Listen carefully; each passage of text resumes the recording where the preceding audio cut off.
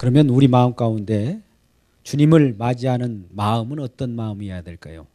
내가 의인으로서 하나님 앞에 서야 될까요? 아니면 죄인으로 입장해서 서야 하나님이 오실까요? 네, 여기에 우리의 말씀에 괴리감이 있어요.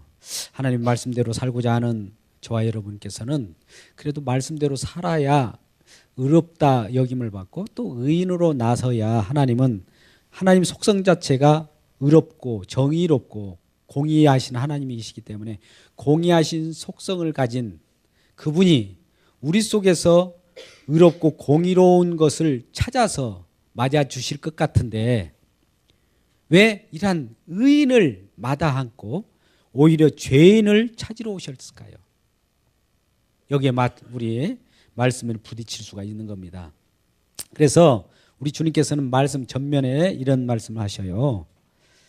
우리 제사라는 거 있습니다. 구약 때 제사를 지내잖아요. 오늘날 신약으로 보면은 예배라고 할 수가 있는데 우리 주님께서는 제사보다 순종을 원하셨어요. 순종. 말씀 듣는 것을 원했단 말이죠. 아무리 우리의 행위로 드려지는 행위입니다. 우리는 가급적이면 우리는 모든 것을 뭔가 보여주고 우리 모습을 나타내는 것이 이제 하나님 앞에 드려지고 하는 것은 행위로 나타내는 제사라고 하죠. 근데 우리 하나님께서는 순종을 더 원한다고 하죠. 제사보다도 순종을. 어디에서요? 사무엘상 15장 22절에서 우리 사무엘 선지자가 사울 왕이 전쟁에 나가서 승리를 했습니다. 그런데 전쟁의 대적의 모든 무리들을 어린아이로부터 또 짐승에까지 작년에까지 다 죽이라고 해요. 그런데 사울 왕이 인간이 세운 왕이거든요. 근데 자기 인간적 생각에 하나님께 저 짐승 중에 다 멸하지 말고 또 실하고 좀 살이 찐 이 짐승들 또 어린아이들 이런 애들은 좀 살려주는 게 어떨까? 우리도 그러잖아요. 사람을 다 죽이면 안 좋잖아요. 생명 있는 자를 어떻게 죽일 수 있어요? 근데 하나님께서는 명령하기를 다 죽이라고 해요. 뭐 우리 인류애적으로 생각하자고요. 인류애라고 하는 것은 박해정신입니다. 박해정신하고 사랑하고는 달라요. 오늘날 사회복지 또 인류애를 평사하는 많은 사람들 중에는 하나님의 사랑을 그 사회복지적 인류애적으로 잘못 착각하는 사람들이 있어요. 이걸 잘 비교해야 됩니다. 인류애적인 박해정신, 긍휼히 여기고 불쌍히 여기는 이 마음은 좋은데 이게 하나님의 사랑하고는 좀 별개로 봐야 돼요. 자, 여기서 보십시오. 하나님의 명령은 대적을 다 물리치고 다 죽이라고 그랬어요. 작은 짐승부터 작년 어른애까지 다 멸절시키라고 했습니다. 왜요? 그 나라에는 이미 그 짐승들과 사람들이 다 오염되었고 모두 하나님이 속성대로 살지 못하기 때문에 하나님 명령했었던 거예요. 그래서 이 사울이 그것을 다 죽여야 되는데 인간적 생각으로 또 실한 짐승들을 가져와서 이거 가지고 하나님 앞에 제사를 드리면은 하나님이 기뻐 받으실 것 같다라고 생각을 한 거예요. 근데 사무엘을 통해서 하나님께서 분명히 말씀하시기를 사울더러 모든 걸 다 멸절시키라고 그랬어요. 이란 멸절시키라고 하는 명령에 순종을 해야 되는데 우리 생각으로 우리 마음에 우리 느낌에 이런 것은 하나님 기뻐 받으실 거야 라고 하는 이런 행위를 주장했던 것이죠. 우리 생각이에요 이건. 그래서 하나님께서는 순종이 제사보다 낫다라고 하는 말씀을 사무엘을 통해서 들려주시는 겁니다. 여러분 이 말씀을 들을 때 아무리 우리 행위가 옳고 좋은 일이 있다 할지라도 하나님의 말씀을 듣고 순종하는 저와 여러분 되시길 주의 이름으로 축복합니다. 그래요. 그래서 순종이 제사보다 낮아요. 순종이 제사보다 나아요. 나아. 그런데 오늘은 제사보다 뭐가 낫다고요? 여기에서는 긍휼. 오늘 본문 말씀 마태복음 9장 13절을 여러분들이 한번 읽어보겠습니다. 그래야 같이 이게 말씀이 화답됩니다. 마태복음 9장 13절 폈죠? 같이 크게 읽습니다. 시작.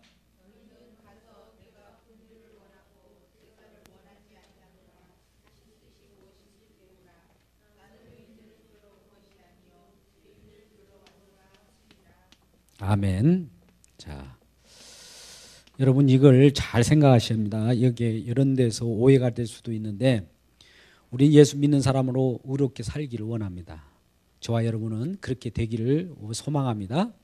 그런데 우리 마음 가운데는 의롭게 살려고 하는 마음이 있어도 로마서 7장 24절 속에서도 우리 마음은 원하되 우리 행실이 따라주지 않는 한계가 있어요. 로마서 7장 24절을 썼던 사도 바울은 그때 당시에 예수를 믿고 있지 않는 상황 속에서 글을 쓴 것이 아니에요. 예수를 믿고 믿음으로 받아들이고 예수를 만난 상태에서 로마서를 썼단 말이죠. 그런데 로마서를 쓰면서 7장 24절에서 오라 공관자로다. 왜 내가 공관자일까요? 마음으로는 하나님 말씀대로 그렇게 순종하고 말씀대로 지키고 말씀대로 살고 싶은데 안 되더라 이거예요. 안 되더라. 왜 안 되는가? 그래서 공관자로다. 인간의 한계를 먼저 나타내 주는 거예요. 인간의 한계라는 건 뭡니까? 인간의 한계는 의인이 될 수 없기 때문에 한계를 느꼈다는 거예요. 죄이라는 거예요. 이런 한계를 느끼는 자에게 우리 주님은 그때서야 움직이셔요. 아, 내 스스로 죄인임을 알고 있구나. 그래, 나는 죄인임을 알고 있는 너를 부르러 왔어 라고 하는 겁니다. 그러니 우리가 아무리 말씀을 보아도 말씀대로 실천한다 할지라도 말씀이 점점 가까우면 실천보다도 어떻게 해요? 나의 무능력과 한계를 느끼게 되는 거예요. 자, 이 비유를 제가 여러 번 했어요. 하나님 말씀은 거울입니다. 거울이 내 모습을 비추고 있어요. 점점 가까우면 나의 모습이 어떻게 보여요? 뚜렷하게 보이지만 그 속에 흠과 티와 주름 이런 것들이 똑똑히 보이게 되는 거예요. 말씀을 가까이 하면 할수록 내가 죄인임이 드러나요. 어떤 분들은 그래요. 이 말씀이 드러나게 되면 아, 내가 죄인임을 알았기 때문에 물론 회개가 나오죠. 회개가 나왔으니까 이제 됐어. 내가 하나님 말씀대로 살 수 있을 것 같아. 이런 느낌이 들 거예요. 그런데 이것을 깊이 들어가면 하나님께서 우리들에게 주신 마음속에는 사도 바울이 야, 내가 아무리 열심히 해도 이 거울을 말씀을 더 가까이 하니까 점점 그 말씀을 지키기보다도 말씀을 이용했다라는 것을 알게 돼요. 그리고 의롭게 살려고 했는데 의롭고 사는 것보다도 더 의롭게 살려고 하면 오히려 더 되먹임 현상이 일어난다고 하죠. 우리가 안 되는 거 있어요. 안 된다면 안 되는 겁니다. 근데 왜 안 되게 했을까? 우리가 되면, 우리가 될 것 같으면 예수님 올 필요가 있어요, 없어요? 없어요. 우리 잘 들으셔야 됩니다. 우리가 죄 문제를 내 스스로 처리해 버릴 수 있다면 예수님이 십자가 지실 필요가 있어요, 없어요?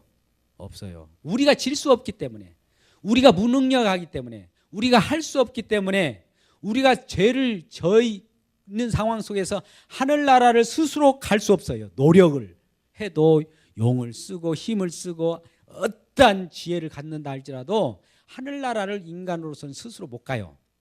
그러니까 우리의 한계를 아는 자에게 우리 주님은 곁에 계셔요. 저와 여러분 옆에 계십니다. 그러면서 우리 하나님께 나는 왜 이 무능력한지 모르겠습니다. 말씀을 보면 볼수록 왜 이게 안 되죠? 라고 할 때 주님은 기다리듯이 옆에 계시다가 그러니까 내가 있잖아. 그러니까 나를 의지하란 말이야. 그러니까 나를 믿으란 말이야. 라고 독촉하는 거예요. 그래서 우리 주님은 의인을 부르러 온 것이 아니라 죄인을 부르러 왔다. 다시 말씀드려서 병든 자라에게야 의사가 필요하잖아요. 아니 온전한 사람에게 무슨 의사가 옵니까? 근데 예수님은 어떻게 보면 의사로서 오셨다라고 생각이 더 좋아요. 저와 같이 여러분같이 문제 있고 죄 많은 인생 속에서 해결할 수 없는 아픔을 가지고 고통을 가지고 살아가는 저와 여러분에게 그걸 살리려고 오시는 의사예요. 근데 의사가 왔는데 의사가 딱 옆에 계세요. 근데 나 병 안 들었어요. 나 옳고 괜찮아요. 그러면 의사이신 예수님이 우리를 돌봐줄까요? 돌봐주지 않아요. 내가 옳게 느껴지고 아픔도 없어지지만 없게 느껴진다 할지라도 주님, 뭔가 모르게 나는 이상해요. 내 자리를 차지할 수가 없어요. 나는 내 자리도 모릅니다 라고 고백할 때 내 자리를 놓게 되어지는 겁니다. 여러분, 하나님은 하나님 자리에 있어요. 계셔요. 근데 인간들은 자기 자리에 있지 못하기 때문에 천방지축 이곳저곳 뛰다니다 보니까 이 사회가 이만큼 이상해지는 거예요. 만신창이가 되었어요. 죄로 오염되어 있던 거죠. 근데 하나님은 본연의 자리에서 계시면서 우리를 그 자리에 안정된 자리로 집어넣어줍니다. 그 자리가 어떤 자리인지 아세요? 죄인의 자리예요. 자, 보십시오. 우리 잘 보십시오. 죄인의 자리. 자, 우리를 죄인의 자리에다가 집어넣어놓고 하나님께서 하실 일을 보여줍니다. 잘 보십시오. 하나님이 일을 할 때 우리를 의인의 자리에 놓고 하나님이 각자 나도 의인, 너도 의인, 그러면 우리 의인끼리 놀자라고 하는 것이 아니라 우리를 죄 가운데 놓고 나서 우리 주님은 의인 되신 그분이, 우리 예수님은 완벽한 의인이잖아요. 완벽한 하나님이시고 그분이 오셔서 우리와 관계 속에서 어떤 일을 펼치셔요.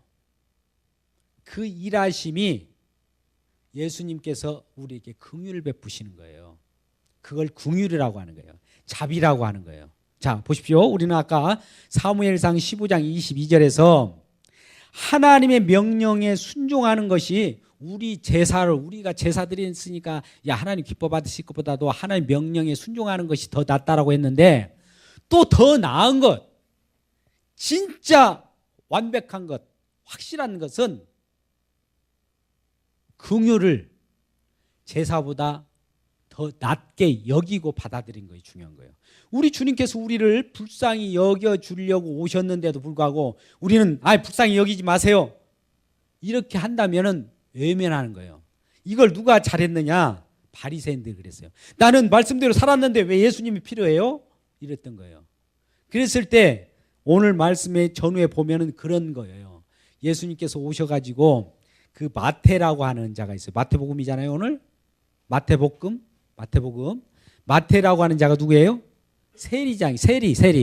세금 받아내는 거, 세금 착복하고 또 세금 내고 자기 부귀영화를 누렸던 그 마태를 찾아와서 예수님이 너는 내 제자가 되라, 나를 따르라 했단 말이죠.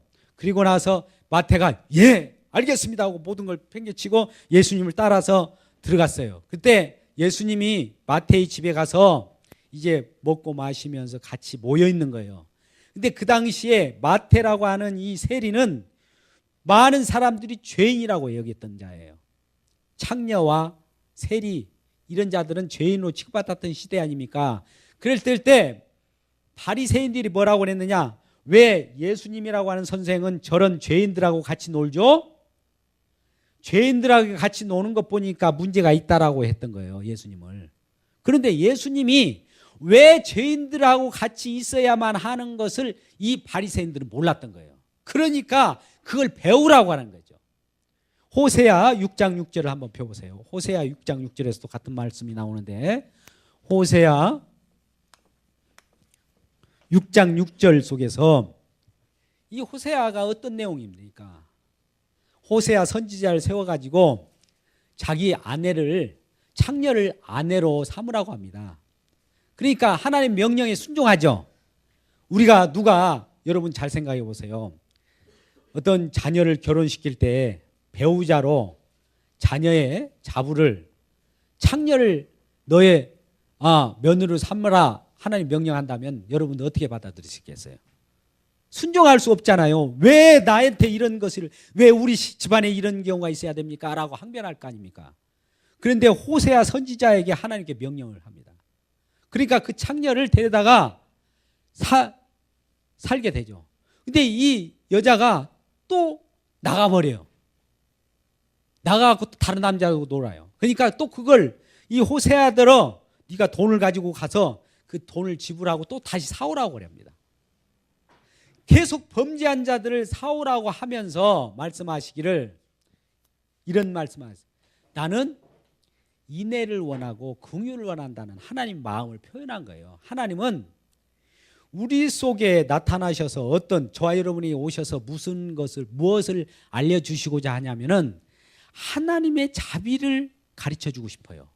하나님의 긍휼을 가르쳐 주고 싶어서 이런 말씀하시는 거예요. 이 하나님의 긍휼이 뭐냐면은 이런 거예요. 정말 때려 죽여도 시원치 않는 야를 살려내 주시는 용서함이에요. 자, 우리 하나님은 저와 여러분을 죄인입니다. 죄인. 어떻게 보면 때려 죽여도 아무 우리는 뭐 할 말이 없는 거예요. 그런데도 불구하고 우리를 용서하셨어요.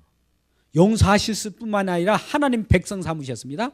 하나님 백성 삼으셨을 뿐만 아니라 천국 시민으로 등극을 시켜놨어요. 이 정도는 하나님을 때려 죽어도 어떻게 보면 자녀들이 말 안 들으면 때려 죽여도 시원찮는데 용서하시고 맛있는 걸 먹이면서 야 우리 같이 기뻐하자 이런다면 여러분들을 어떻게 생각할까요? 그걸 불쌍히 여기심이라고 그래요. 그걸 긍휼이라고 한단 말이에요. 긍휼.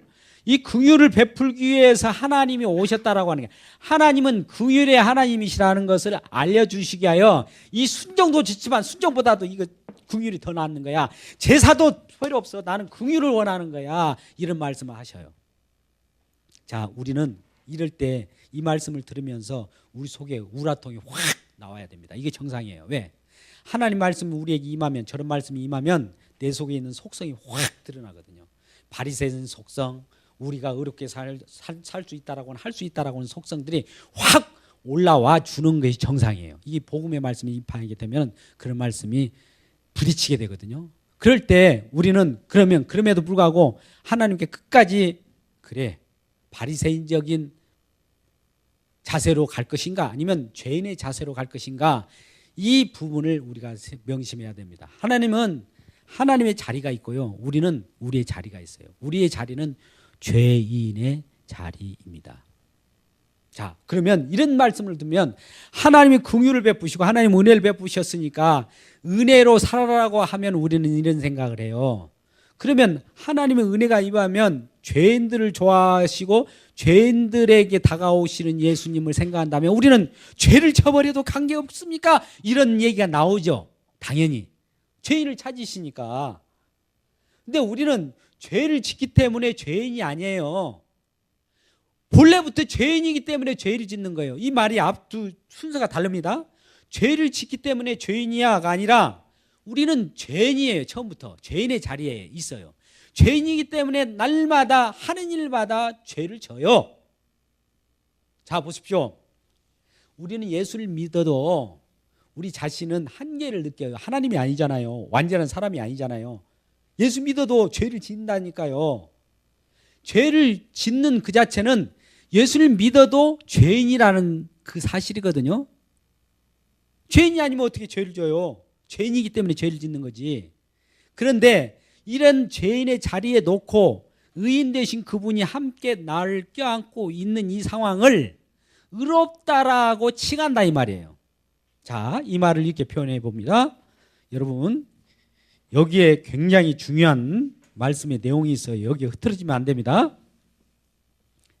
자, 그림을 이렇게 한번 그림 언어로 제가 보여드리겠습니다. 의인 대신 의인은 누구예요? 의인은 이 세상에 누구예요? 완전한 사람.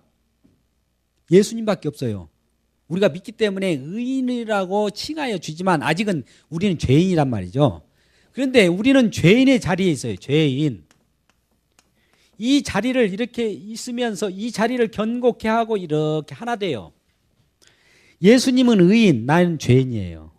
이 상황을 몰고 이 신앙생활을 하게 한다니까요. 그러면 우리는 그러잖아요. 이러한 예수님께서 우리를 이렇게 예수님과 우리가 하나 되어 있기 때문에 이걸 의인이라 칭한다 이거죠. 이 전체를. 그러면 내가 죄인인 내가 의롭기 때문에 의인이라고 칭한 겁니까? 아니면 나는 죄인이지만 예수님이 나와 함께하기 때문에 의인이라고 칭하는 거예요. 예수님 때문에 의인이라고 칭하는 거 아니에요? 잘 보십시오. 나는 이 속에서 죄인으로 있어요. 근데 예수님이 의인이에요. 근데 예수님이 나를 감싸고 있어요. 그리고 이걸 외국에서 보면 의인이라고 칭해버린 거예요. 이 전체를. 이게 예수 믿는 사람이에요. 그런데 예수 믿는 사람이 나도 의인입니다 라고 여기서 해버리면 이렇게 하잖아요. 이러면 예수님이 떠나버리신다니까요. 이 부분을 잘 아셔야 돼요. 그렇게 떠나버리신다고 내가 이렇게 말씀드리면 여러분은 뭐라고, 그러면 나 죄인 될래, 나 죄질래, 이런 말을 하게 될 거란 말이죠. 그런데 여러분, 죄를 짓기 때문에 죄인이 아니라 우리는 죄인이기 때문에 죄를 짓게 되어 있어요. 로마서 3장 8절 말씀을 한번 보세요. 그 말이 그대로 나와 있습니다. 사도 바울이 이와 같은 말씀을 전할 때 많은 사람들이 그러면 나 죄 지을래, 내 마음대로 살래, 이런 말을 했단 말이죠. 로마서 3장 8절. 자, 로마서 3장 8절을 한번 천천히 읽어보도록 하지요. 자, 로마서 신약성경 3장 8절. 자, 여러분 말씀을 어렵게 생각하지 마십시오. 제가 오늘 이렇게 설명한 이 부분만 알아도 성경 말씀은 확 뚫려버려요. 근데 이걸 듣기를 싫어하고 여러분들이 아이고 어렵다, 오늘 그냥 지나가자, 뭐 내일도 또 이런 어려운 날이 또 와요. 어떤 말을 하더라고요. 어떤 분들이 이런 얘기예요. 어떤 그 평가를 할 때 정말 힘들고 회개 같은 것은 힘들잖아요. 눈물 한 3개월 만에 눈물 쏟아버려라 이거예요. 그러면 그 다음에 편하다 이거죠. 근데 3개월 조금 편하려다가 평생 눈물 쏟는 일이 벌어질 수 있단 말이죠. 우리 신앙생활도 마찬가지. 여러분들이 이걸 몇 번만 확실하게 눈물을 흘려버리세요. 그러면 그 다음에 확 만사형통입니다. 자, 로마서 3장 8절 읽겠습니다. 시작.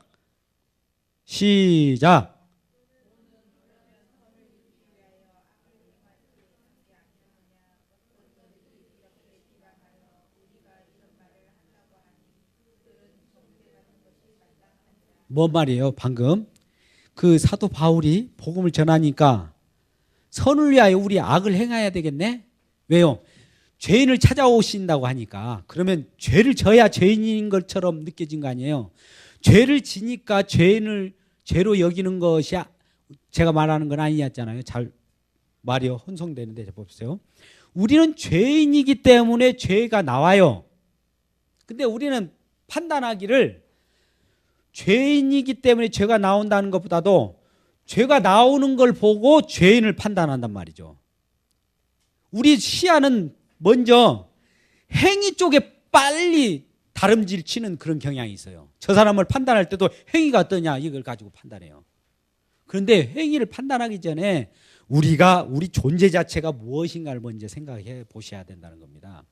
우리는 죄인의 자리에 있기 때문에 죄가 탁탁 나와요. 그러면 죄를 나올 수밖에 없는 우리 죄인들을 위하여 우리 주님께서는 죄가 나온다는 건 뭐예요? 병이 들었다는 거죠. 병을 치료하기 위해서 곁에 계셨으면 병을 바로바로 치료해 주시는 하나님이시라는 거죠.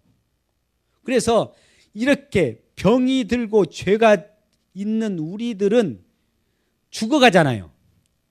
이거 멸망받아 마땅합니다. 죄인은 죄값으로 죽어가야 돼요. 그게 하나님 심판입니다. 그런데도 불구하고 죄값으로 심판받아 죽어가는 이 죄를 예수님의 피로 감싸서 의롭게 만들고 불쌍히 여기셔서 우리에게 생명을 주셨다는 것이 긍휼이라고 하는 거예요. 이 일을 하기 위해서 예수님이 오셨다는 겁니다. 자, 예수님의 하신 일을 그러면 무효화시키고 예수님의 하신 일을 못하게 하시는 일이 무슨 일일까요? 내가 죄인의 자리에 서지 않고 의인의 자리에 서면 문제가 돼요. 말씀대로 살았습니다. 내가 이렇게 7번이나 기도했습니다.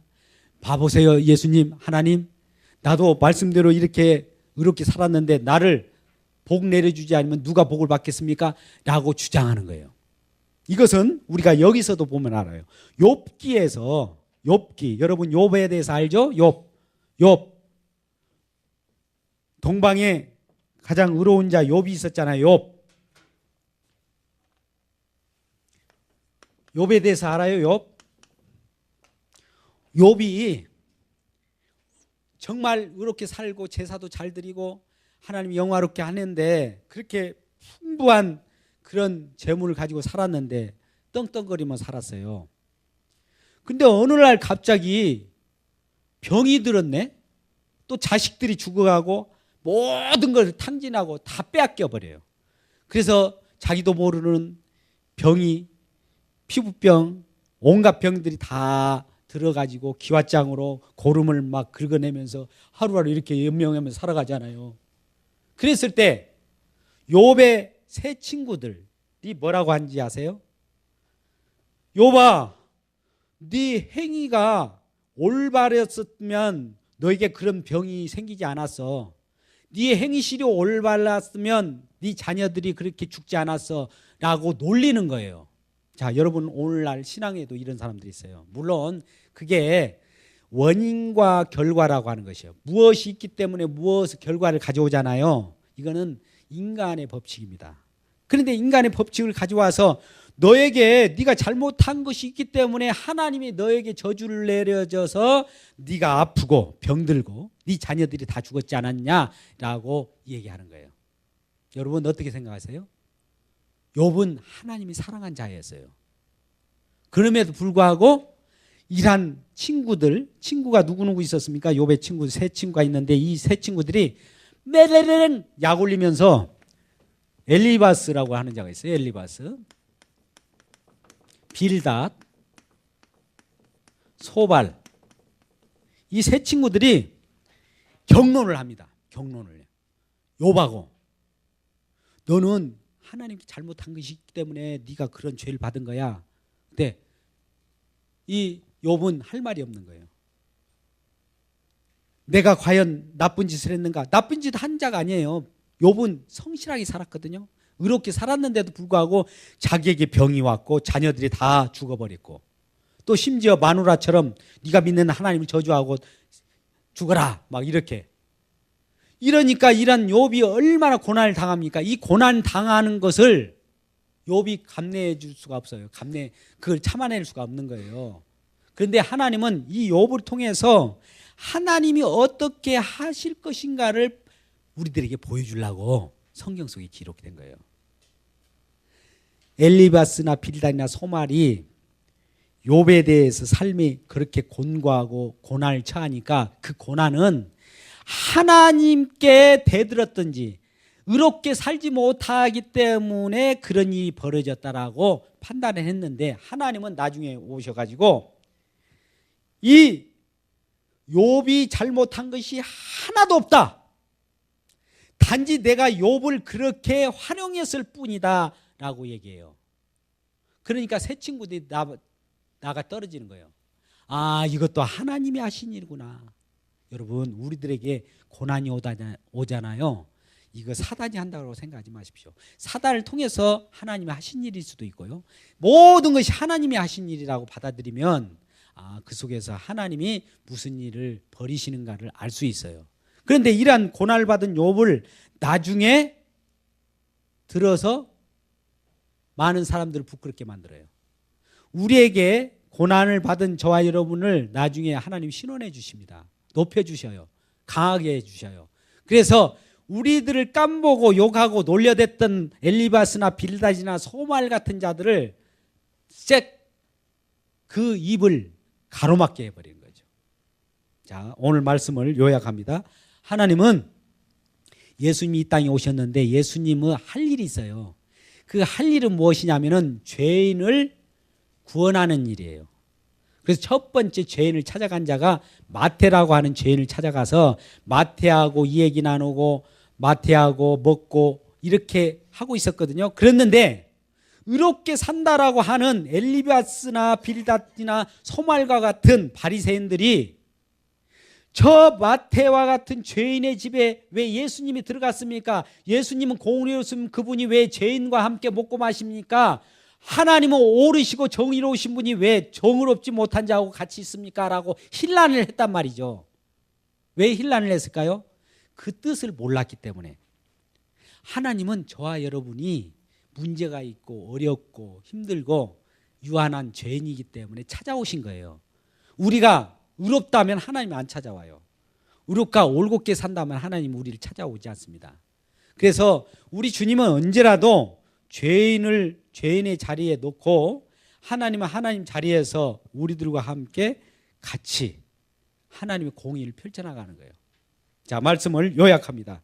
하나님은 하나님께 제사 드리고 하나님께 영화롭게 하는 우리의 행위보다도 하나님 말씀 듣기를 원하십니다. 순종이 제사보다 낫다는 말씀을 하시고, 두 번째는 하나님은 예수님을 통하여 우리들에게 긍휼을 베푸시고 사랑을 베푸시고 자비를 베푸시는 일들이 인간의 어떠한 일보다도 나은 일이라는 거예요.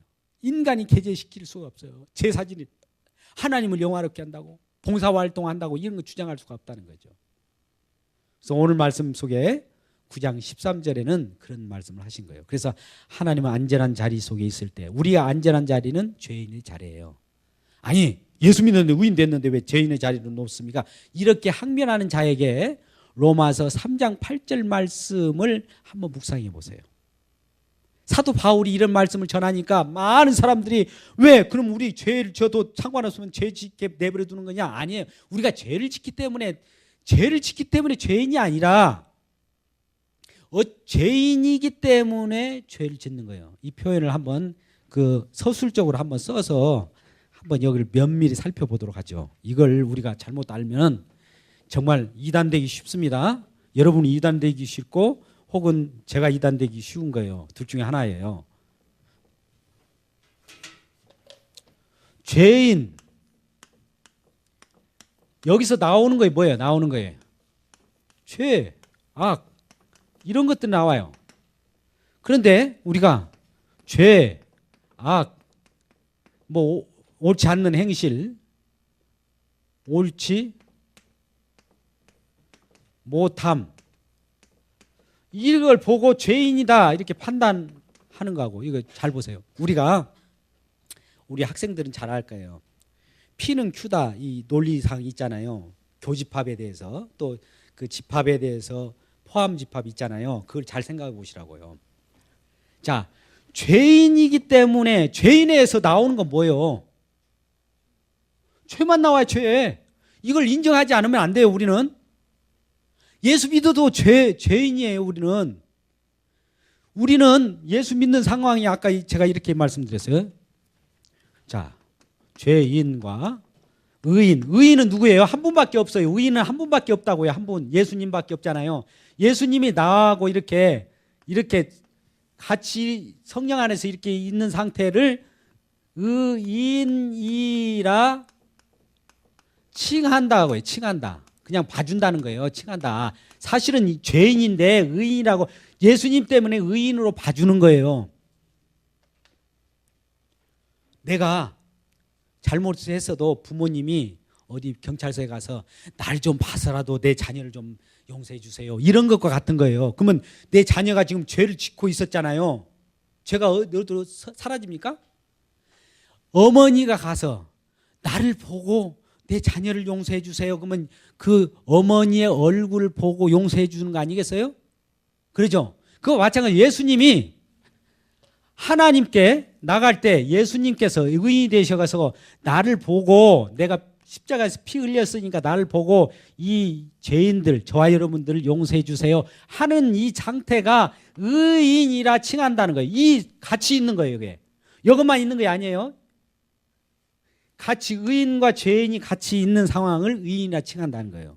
그러니까 항상 우리는 죄인의 자리에 있어 줘야 의인 대신 예수님이 계속 나를 변호해 줘요. 예수님은 변호자잖아요. 예수님이 헬퍼로서 우리의 변호사예요.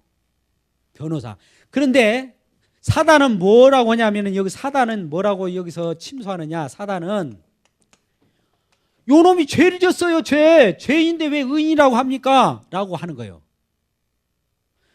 예수님 때문에 의인이라고 하는 건데, 우리는 누구 때문에요? 예수님 때문에.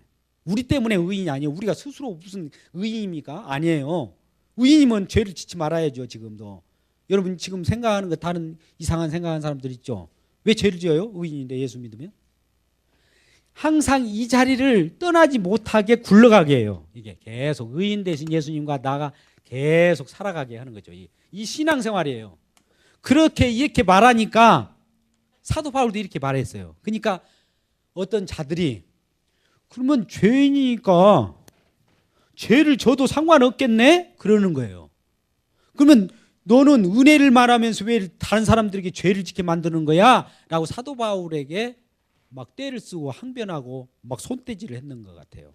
그랬을 때 로마서 3장 8절에 뭐라고 그래요? 선을 위하여 악을 행하려고 내가 하는 건 아니다. 3장 8절 다시 읽어보십시오. 로마서 3장 8절. 이 두 구절만 오늘 완성하고 마치도록 하겠습니다. 3장 8절 한번 읽고 끝나겠습니다. 자, 다 됐어요. 로마서 3장 8절 한번 읽어보겠습니다. 김민선 학생 크게 한번 읽어보세요. 시작. 크게 일어서서 읽어보세요. 학교에서 읽듯이 일어서. 자, 김민선 학생이 대신 읽겠습니다. 로마서 3장 8절 시작.